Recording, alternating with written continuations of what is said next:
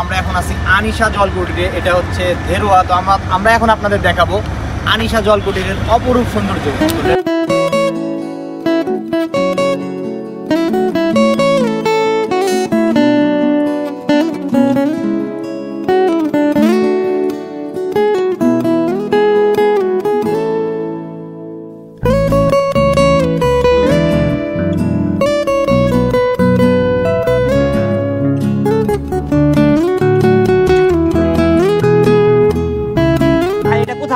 এটা হচ্ছে আমাদের মির্জাপুরের ধেরোয়াতে। এখানে কি পাওয়া যায় স্পেশালি আপনার জানা মতে কি পাওয়া যায়? এই জায়গায় সবকিছু পাওয়া যায়, আপনারা আসবেন এবং অর্ডার করবেন এবং সবকিছু পাবেন। এত সুন্দর কেন সাজানো?